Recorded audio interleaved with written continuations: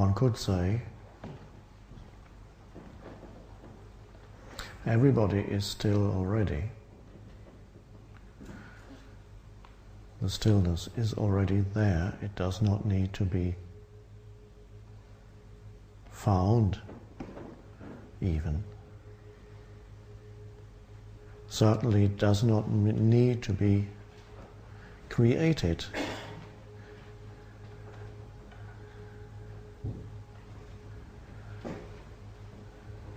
Because it's already there. The only thing is, you may not notice it.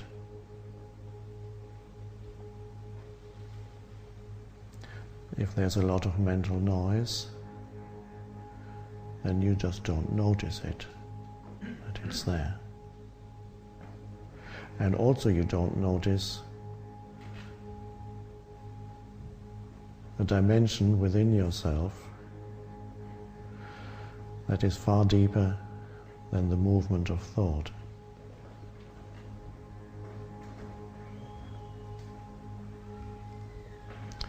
And your whole identity is then bound up with the movement of thought.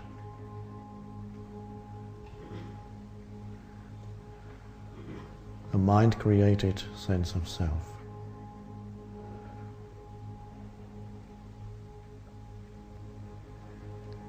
A personal history and no more.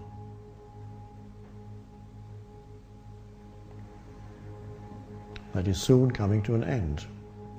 Soon, next year or in 40, 50 years' time, it's soon.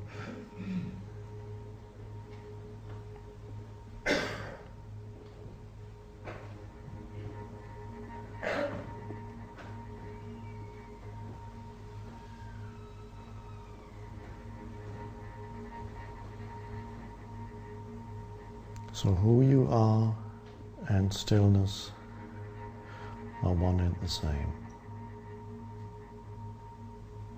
And if you have not yet gone completely mad in this mad world, that means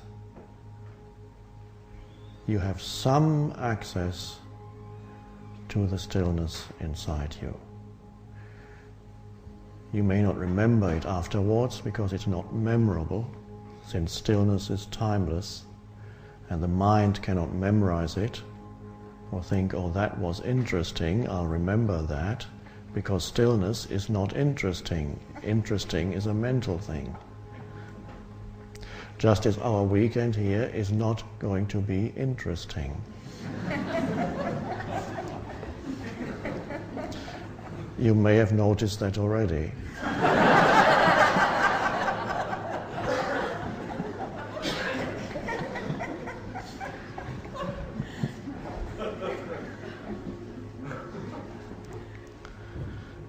But interesting is not the ultimate.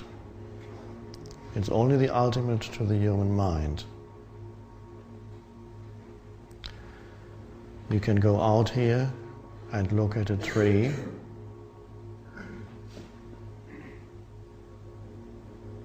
or a flower or the sunset, and could you say, this sunset is interesting? Only if you were trying to write a PhD about sunsets. If you had to analyze it, or the oak tree becomes interesting the moment you start to analyze it mentally. And there is a place for that also in this dimension. But if you get caught up on that dimension only, where you break things up into little bits and pieces and analyze them, and by the way, most kinds of analysis, you have to kill the thing first before you can analyze it, or in the process of analysis it gets killed.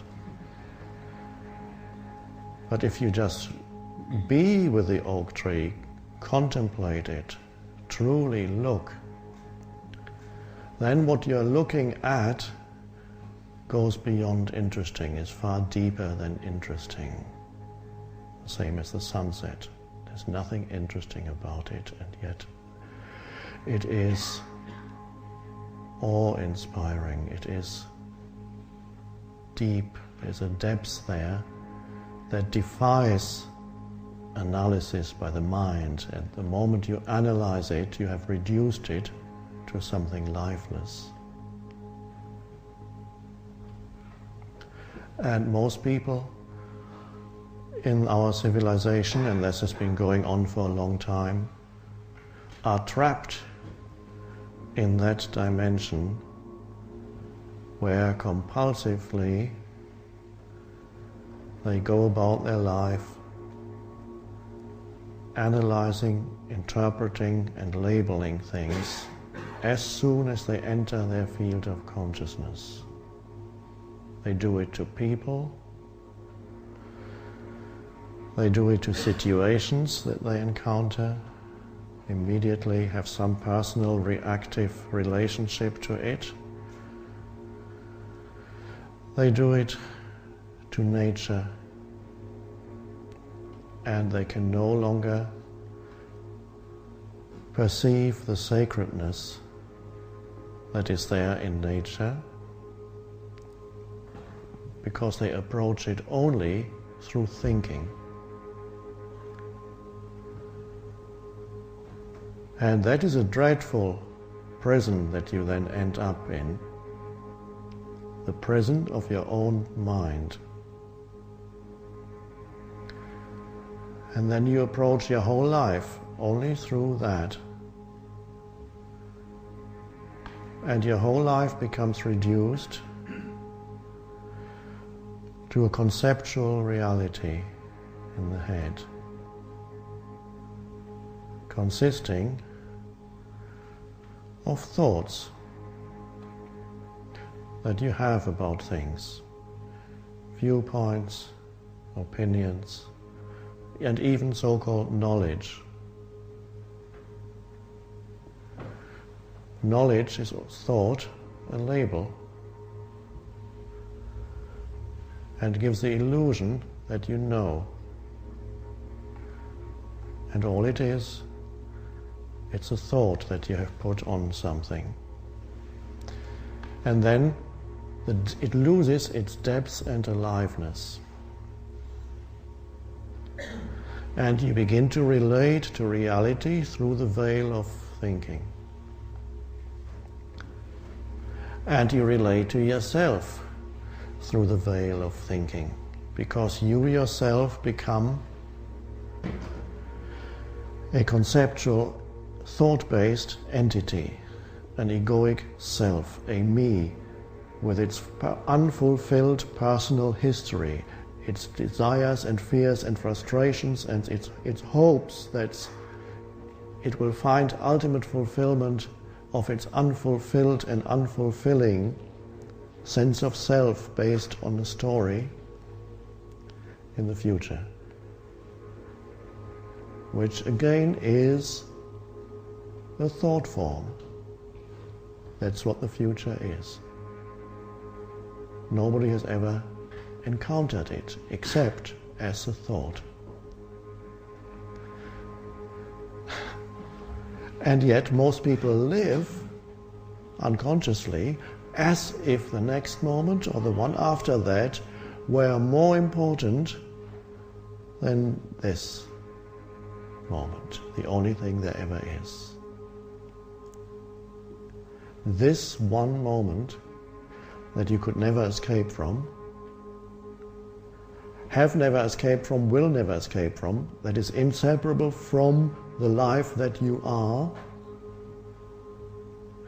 also inseparable from stillness, because the moment you enter the now with your attention, a stillness arises. The essence of the present moment, no matter how mad it may appear on the surface, is always stillness. It is also sacredness. The only place where the sacred dimension can be found is now. You have to be present to this moment. You have to wake up into this moment to realize that life is sacred. When you are lost in thought, sacred is meaningless. It could become another of the many concepts that you can play with. And you could write a PhD about it without ever having encountered it yourself. So the depth of now is inseparable from your very being, your very life, and it is the sacred one life.